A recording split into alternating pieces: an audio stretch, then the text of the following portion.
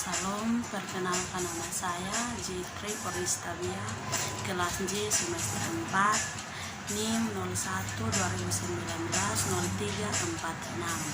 Saya mahasiswa dari Institut Agama Kristen Negeri Kupang atau biasa disebut IAKN Kupang, jurusan Pendidikan Agama Kristen. Dengan pembuatan video ini, saya memenuhi salah satu tugas akhir mata kuliah Sosiologi Pendidikan Agama Kristen.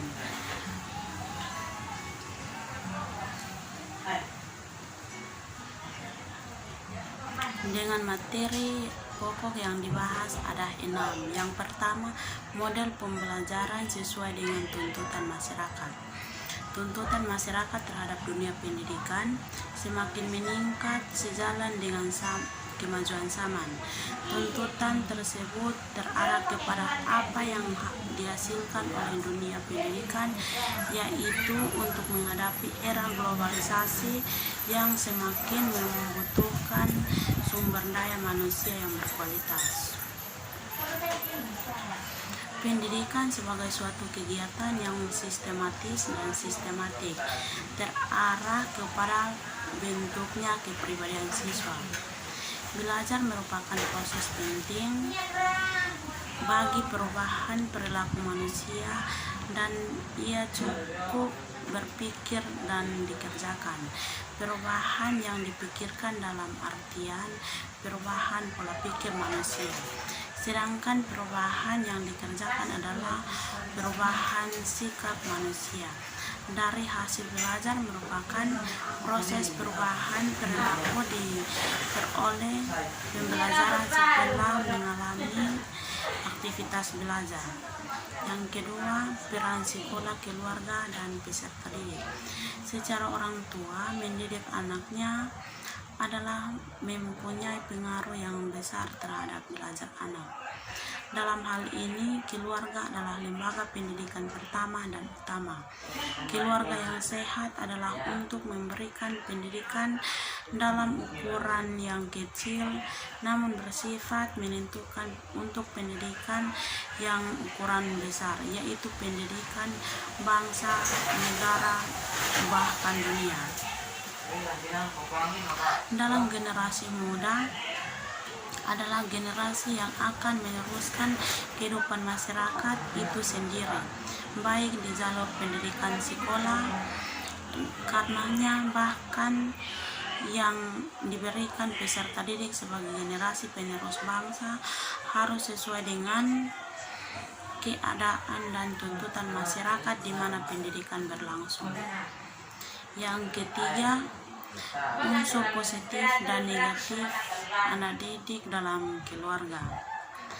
Dalam suasana kebersamaan dengan teman sebaya, seorang siswa mampu membangun pengertian mengenai suatu bangunan logika sederhana atau ide teman sebayanya. Anak mengalami proses belajar berbagai lingkungan, baik dalam lingkungan sekolah maupun masyarakat. Hubungan sosial anak di lingkungan keluarga dapat mendukung proses belajar anak, membimbing anggota keluarga lain. Seluruh proses sosialisasi menjadi bentuk interaksi individu dengan lingkungan yang beragam, interaksi dengan orang lain dalam lingkungan keluarga. Yang keempat, pembelajaran learning lokal, regional, dan nasional. Yang pertama, learning lokal, artinya siswa harus mengetahui pengetahuan di sekitar kehidupannya, tempat tinggalnya, harus mematuhi belajar dalam pembelajaran yang bertema tentang pengetahuan di atas, tetapi akan lebih jelas kalau difokuskan secara lokal. Yang kedua, belajar lokal. Ini juga punya manfaat bagi siswa untuk memperluas wawasan, bisa menjadi inspirasi untuk melanjutkan ke bidang yang ada dalam lingkungannya. Contoh teologi pertanian, teologi peternakan, teknik elektronik, teknik mesin dan informatika dan lain-lain. Belajar regional. Siswa juga harus belajar secara regional, artinya di daerah tingkat kecamatan, kabupaten atau provinsi. Secara regional, seorang siswa yang perlu pemahaman tentang daerahnya. Dari semua siswa belajar melalui guru, dan memang ada tantangan sedikit bagi siswa di sekolah maupun di rumah. Yang kelima, kesetaraan adalah kata kunci dalam hubungan sosial manusia dengan manusia lainnya. Kesetaraan hubungan manusia pertama dengan penolongnya, kesetaraan antara Adam dan Hawa, perempuan yang penolong baginya. Struktur keluarga dalam proses sosial berdasarkan pada budaya yang ditetapkan dengan alam. Suatu perintah dan tuntutan yang harus dipatuhi dengan sikap dan tataan untuk membangun peradaban manusia. Berfirmanlah Allah, baiklah kita menjadi manusia menurut gambar dan rupanya. Pendidikan agama Kristen akan membantu suatu pembelajaran, dan pembelajaran ini merupakan perubahan perilaku ke arah positif dengan kelestarian konteks kekristenan. Yang keenam, peran sekolah pendidikan dalam membangun masa depan bangsa.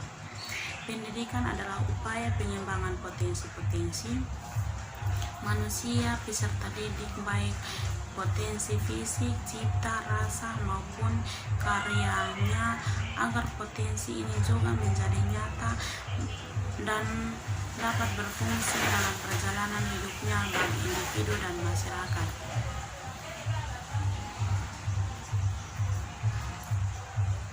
Peran pendidikan bagi kemajuan bangsa. Peran pendidikan merupakan hari penting bagi proses peningkatan dan kemajuan daya saing suatu bangsa di dunia. Lebih hebatnya lagi bahkan mampu menguasai sebagian besar ekonomi dunia. Jepang menjadi salah satu motor penggerak modernisasi peradaban dunia dalam pendidikan yang berkualitas.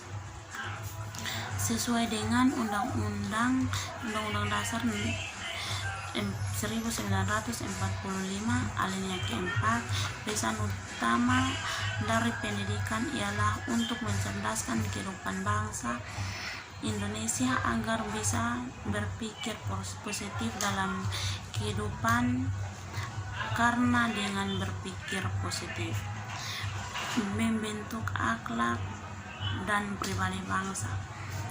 Akhlak dan pribadi bangsa tergantung pada bagaimana sistem pendidikannya. Apabila sistem pendidikannya baik, maka akhlak bangsa itu pun baik.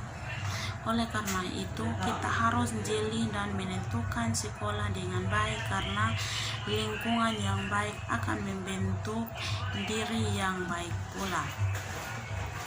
Belajar dari masa lampau, kita telah terjejak 3,5 abad karena persatuan dan kesatuan kita masih berkurang.